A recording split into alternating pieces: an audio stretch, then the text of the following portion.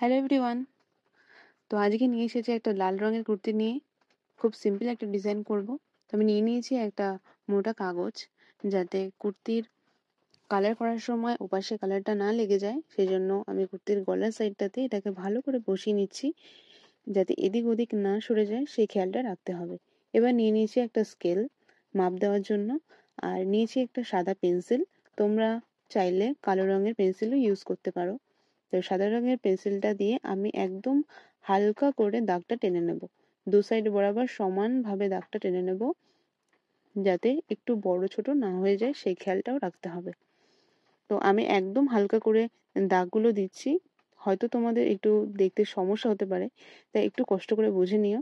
কারণ যখন আমার ডিজাইনটা কমপ্লিট হয়ে যাবে, তখন পেন্সিলের কালারটা বোঝা গেলে না ডিজাইনটা খুব বাজে লাগে দেখতে। সেই জন্য আমি একদম হালকা করে পেন্সিলের দাগগুলো দিয়ে নিচ্ছি। তোমরা যখন দেবে তখনও পেন্সিলের দাগগুলো খুব হালকা করে দিয়ে নেবে। তো আমি এখানে নিচেরটা অনেকটা কার্ভ করে পেন্সিলের দাগটা দিয়ে নিয়েছি, এবং মাঝখান বরাবর একটা দাগ দিয়ে নিয়েছি, যাতে দু সাইডে যখন দাগ দেব তখন দাগগুলো যাতে সমান হয় সেই কারণে। এবার আমি একটা একটা করে খুব সিম্পল ভাবে ডিজাইন করে নেব। একটু গ্যাপে গ্যাপে করব, আর যখন এক লাইন হয়ে যাবে তখন সেকেন্ড লাইনে ফাঁকা অংশটা বরাবর ডিজাইন করে নেব। পাশাপাশি করলে কি হয়, জিনিসটা ঘিজিমিজি হয়ে যায় এবং দেখতে বাজে লাগে। সেজন্য আমি ফাঁকা অংশটা বরাবর ডিজাইনটা করে নিয়েছি। এবার যে মেইন বর্ডারটা আছে সেটা আমি এবড়ো খেবড়ো লাইন দিয়ে করে দেব, ঠিক এইভাবে।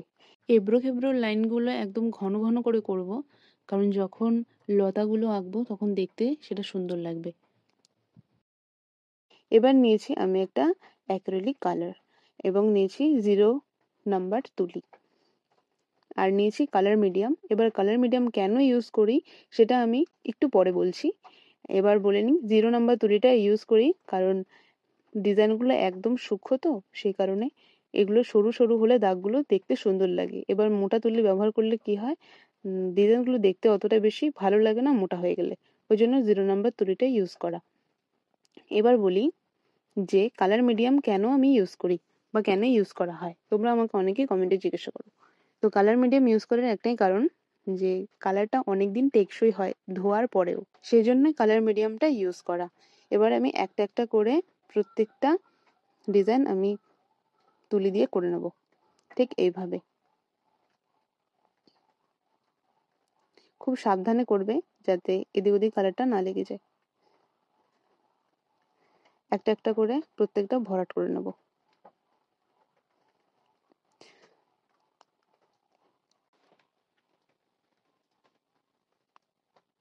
বলতে বলতে আমার কমপ্লিট হয়েও গেছে।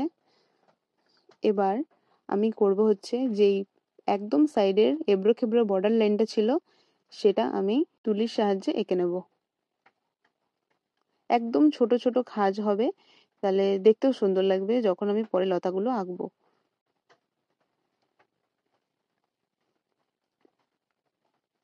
ঠিক আস্তে আস্তে এভাবে আমি পুরোটা করে নেব।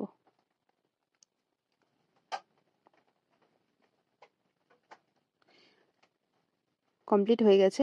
এবার আমি যেই ডিজাইনটা করেছিলাম তার নিচের দুই লাইনগুলোতে আমি হলুদ রং দিয়ে দেবো, কারণ হলুদ রংটা দিলে জিনিসটা ফোটে ভালো এবং দেখতেও সুন্দর লাগে।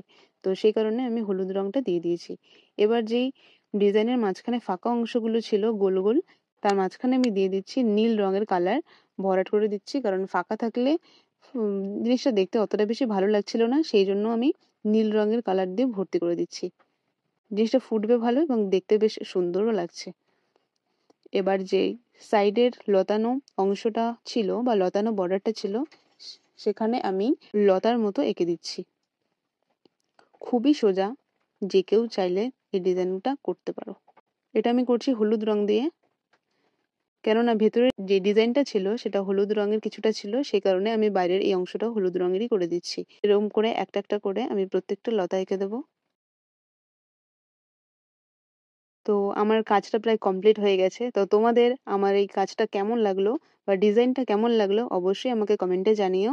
তোমাদের যদি ভালো লেগে থাকে তাহলে তোমরা অবশ্যই বাড়িতে চেষ্টা করো বা ট্রাই করে দেখো। অবশ্যই তোমরা পারবে, একদমই সোজা, যে কেউ চাইলে করতে পারো। আজকের ভিডিওটা এই পর্যন্তই।